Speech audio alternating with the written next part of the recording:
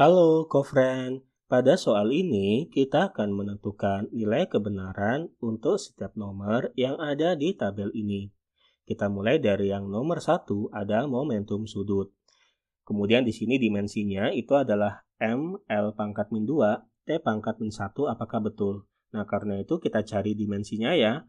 Dimensi dari momentum sudut ini kita tuliskan dim L. Momentum sudut itu sendiri rumusnya itu adalah L sama dengan I omega. L momentum sudut, I momen inersia, dan omega adalah kecepatan sudut. Oke, untuk massa M dimensinya M besar, kemudian untuk perpindahan atau panjang S ya ini dimensinya L besar. Nah, semoga Kofren tidak bingung ya bahwa L yang di sini ini menyatakan dimensi dari panjang, dimensi dari perpindahan. Kalau L yang di sini menyatakan besaran, yaitu besaran dari momentum sudut. Kemudian T, waktu, dimensinya T besar. Kemudian di matematika itu kan ada yang namanya konsep perpangkatan seperti ini ya, bahwa 1 per X pangkat Y sama dengan X pangkat min Y. X dan Y masing-masing bilangan tertentu.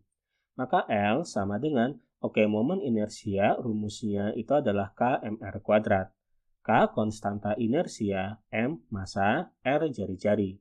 Omega kecepatan sudut rumusnya VR pangkat min 1. V kecepatan dan R jari-jari. Untuk K itu sendiri sebenarnya ini bergantung pada bendanya. Anggap saja bendanya adalah partikel, maka K-nya bernilai 1. Jadi M V R.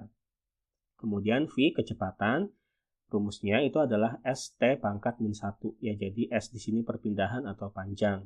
T adalah waktu. Nah, maka dimensi dari momentum sudut sama dengan dimensi dari massa M, dari panjang L, dari waktu T besar, dari jari-jari. Jari-jari itu kan sama saja dengan panjang ya, dimensinya L besar. Sehingga didapatkan ML kuadrat T pangkat min 1. Ini dimensi dari momentum sudutnya. Jadi yang ini kurang tepat ya. Kemudian yang nomor 2, momen inersia. Sekarang kita cari dim I ya, atau dimensi dari momen inersia. Momen inersia itu sendiri tadi rumusnya sudah kita tulis. I sama dengan KMR kuadrat. Anggap K-nya 1 ya, jadi partikel. Jadi I sama dengan MR kuadrat. Sehingga dimensi dari momen inersia sama dengan dimensi dari massa M besar, dari jari-jari L besar. Jadi ini dimensi dari momen inersia dan berarti ini betul ya ML kuadrat. Kemudian yang nomor 3, momen gaya atau torsi. Dimensi dari momen gaya ya atau dimensi dari torsi kita tuliskan dim torsi. Kita akan memanfaatkan hukum 2 Newton untuk dinamika rotasi, yaitu sigma torsi sama dengan I dikali dengan alfa. I momen inersia, alfa ini adalah percepatan sudut. Anggap saja bahwa hanya ada satu torsi. Ya, hanya ada satu torsi, maka ini adalah torsi. Kemudian di sini kita tidak memperhitungkan arahnya ya. Jadi misalkan kalau searah jarum jam arahnya kemana, berlawanan arah jarum jam arahnya kemana, tidak seperti itu ya. Karena di sini kita hanya akan fokus di besaran-besarannya saja. Jadi kita tidak memperhitungkan arahnya untuk menentukan tanda plus minusnya nanti ya. Karena kita hanya akan fokus di besaran-besarannya saja. Yang dari besaran-besarannya itu nanti dapat kita cari dimensinya. Jadi torsi sama dengan alfa percepatan sudut, rumusnya itu adalah AR pangkat min 1. Kemudian A di sini adalah percepatan ya, atau percepatan linier, yang rumusnya adalah V per T atau V T pangkat min 1. Sebenarnya lebih tepatnya percepatan itu merupakan perubahan kecepatan dibagi dengan perubahan waktu.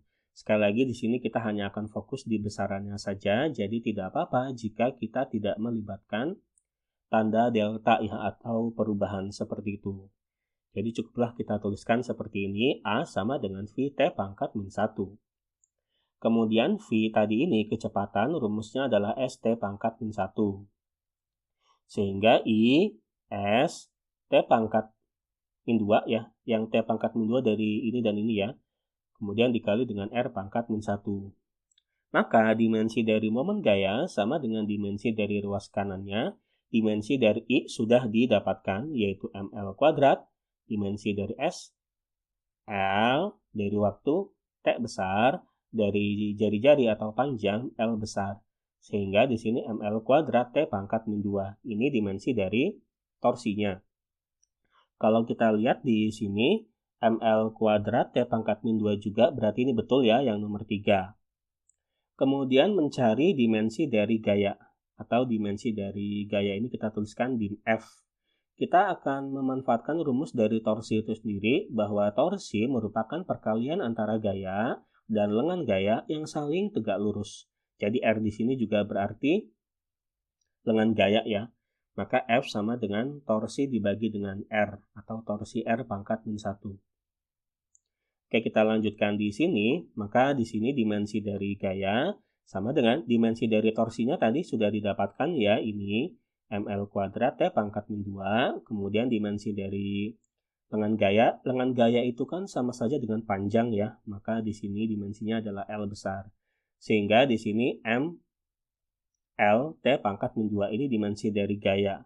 Berarti yang ini kurang tepat ya, dimensi dari gaya bukan ini, seharusnya adalah ini. Nah, di sini tadi kan kita mendapatkan dimensi dari momen inersia ya, yang ini ml kuadrat ini betul.